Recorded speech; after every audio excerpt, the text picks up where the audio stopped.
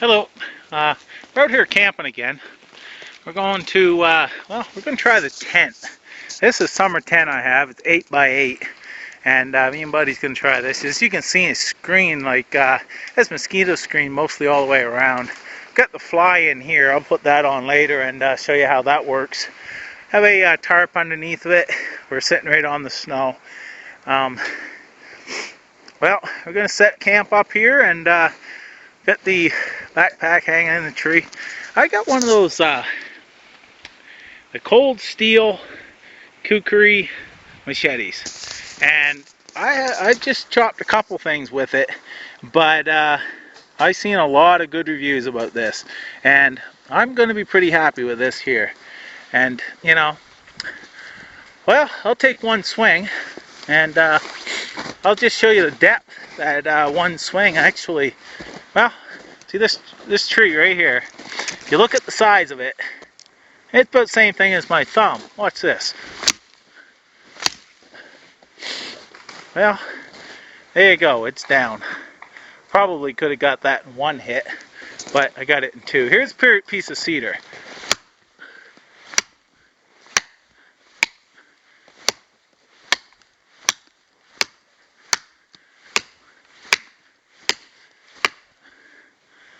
Well, you seen, look how much, like, I'm going to have to use that for firewood now. But anyway, I'll get back to you and show you my camp setup. Take care for now. I'm back again. I wanted to show you. This here is fir resin, or pitch. I went to hang up my hat. This is where I have my backpack and my belt hung in this tree, and went to hang up my hat on this branch and looked up and look at that. That is all resin. You know, I took out those couple pieces. I'm going to start my fire with that. And what happened is this tree must have been damaged, and the tree actually sends out resin to cover it, the damaged part, like a bandage. And that's the result. You get a big pile of resin like that. And during wet conditions, or, you know, to light a fire where you don't have very much tinder, like, you can just put a match, or you have to use an open flame mostly. I've tried to use a fire striker. I haven't had really any luck with this type of pitch. If it was runny or something, maybe, but like this, I haven't been able to. So I'll use that to light my fire later on, and just want to show that to you. That's the way you find it. Okay, I'm going to show you. Here's my swamp slash snow kitchen. It's got a pizza pan. As you can see, it's like way up here, right up, you know, where I can work with it, right? I've got it tied to this tree, got it tied to that tree, then in the back I've got it tied to that tree. So it's just floating there, this pan, but it's stable. I have pot cozies. I'm gonna make up some beefaroni. Here's the beefaroni right here. I had dehydrated it and then vacuum sealed it. That's my bag cozies, as you can see. I'm going to throw these down here. My knife to open them, of course. I'm going to set that down there. These are for bacon if I want to bake inside this, but I'm not going to bake today. But here's, I've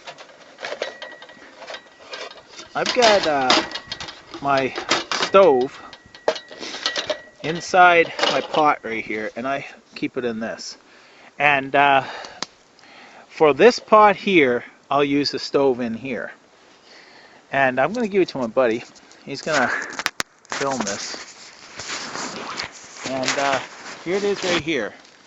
What I've got in here is, got my carbon felt windscreen, and I have my stove.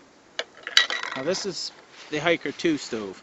Now I can take this windscreen out, like this is on, this is the pot stand. I can keep this in here, this would be a low setting for a burn. But if I take that out, see, I don't have that fastened, so it springs out. And then if I take this cap off, and now that's normal Hiker 2, I can take this and I can put it right in there like that. Now that gives me my high burn, and that's what I'll use for boiling my water in this system. But right now, I'm not going to use this. I'm going to put this all down here for now. And I'm going to use this system here. Now this one here is, like I told you before, if you watched my other videos, this has 2 cups of water in it, maybe a little bit more. This is my pot stand right here. This fits right on here, and set that there. This comes off. It's just a silicone sleeve that was on a mug at one point. But it fits perfect on there, and this allows that to go in. Now this will sit right on there like that. And here's my stove for this setup. That's my stove for this setup. Now this here was a little Axe deodorant can. I had cut that off, and this was a top of a Bud Light bottle, and I had cut this off to this size and cut down the top so it would fit down here and bottom out down here. And now that gives me a nice wide mouth here. I'll put that there. I'll fill this full of alcohol like this, and there's an inch from where the top of the stove is to bottom of my bottle. I find an inch works great. Now that's gonna be that set up, and then I'll wrap my carbon felt windscreen around that. Of course you have to take your cap off, but I'm going to start that in a second, and I'll show you how that works. But I'm going to get some beefaroni going, and I'll come back in a second and show you how it works.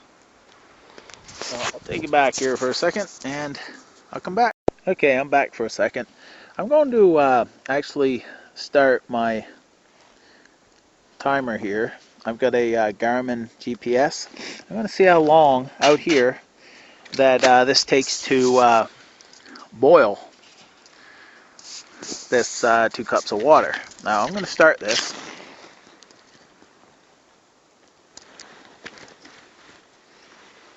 There we go. She's lit up, as you can see. Now I'm going to start this. And there you go. She's running. I'm going to leave that right there. I've got that going, as you can see.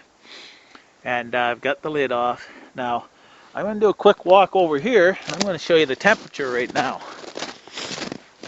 And water has ice in it, actually. But you can see the temperature. And it's like, that's 10, so 18 degrees, or no, 16 degrees Fahrenheit, something like that. Yeah, you can see right there. So I'll come back when it's boiled, and I'll show you the time on that. Yeah, I'm back again. As you can see, there's some steam and some bubbles in there. It's not boiling yet. We're at 10 minutes, 17 seconds. It's still burning down there. It will keep going, but you got to remember, it is cold out here. It's below freezing, and the water was at 0 degrees, had ice in it, and plus we got a cold, aluminum water bottle and stuff. So right now it may take 11 minutes, 12 minutes, 13 minutes even. Oh, you can hear it. She's getting there, and it's at almost 11, so it may take a little while to get there, but you can put this on and then go do your chores and stuff. But in the summertime, you have, it's 80 degrees out, and you got warm water, everything else. It's going to boil in half that time. So I think this is a nice little system just to take out if you don't want a cup of tea or just one meal kind of thing. You hook it on your belt and you go. I mean, this stove's small enough to throw in your pocket, basically. So I think this is going to work pretty good. And I think you can hear that. She's right now, I mean, it's hot enough to we got a few bubbles in there. She's not rolling or anything. It's almost 12 minutes, but it's hot enough right now. I'm just gonna let it go until it burns out to put in the beefaroni. Here's the beefaroni over here. I've got it already put in Ziploc bags, And then I have the bag cozy here. So I'll take and, once that boils, I'll take and put the water in here, just basically a little bit at a time, see how it rehydrates, and leave it 20 minutes, and there we go, we'll have a meal. But anyway, yeah, she's going there. I might as well just keep you going here for a second. She's at right there, 12 minutes 30 seconds, and we got some bubbles coming up through here. They're still small right now. As you can see, there's steam flying out of her, and she's starting to boil. I'm gonna let her go, and you can hear it. Well, there's 13 minutes. My stove's still going. I just fill that up. I have no way to just fill it up to the top, light it up, and let her go. And it holds about 3/4 of an ounce. But well, right there. Yeah, you can't really see right now, but we have a rolling boil. And it is, yeah, you can't really see that very well either. I'll hold it up here. 13:27. So say 13.5 minutes. We have a rolling boil. Actually, but probably 13:15 or something. But we are rolling in there. So I'll let you go for now, and I'll show you how the beefaroni works. Okay. See if I'm going to stop for now. Oh yeah. By the way, I'm going to show you how I take this off. Remember my silicone sleeve? Well, I'm going to take that, slip that right down like this. Just slip it down over, put my fingers here, and ta-da! I can take it off just like that there. And my stove is still going.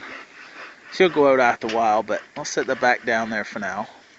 I'll tell you, this pizza pan idea is great. I'm up off the ground, I'm able to work what I want, This is great. Anyway, I'll talk to you in a bit. Okay, I'm back. I'm about to take the beefaroni out of the pot, or the bag cozy here, and you can't see really well right here. I'll put this down, and you can see, well, you can see some. I'll let you know how the noodles turned out. She's still warm, and it's been in there. Actually, I left it in there longer than, I left it for like 45 minutes or so. But there it is there.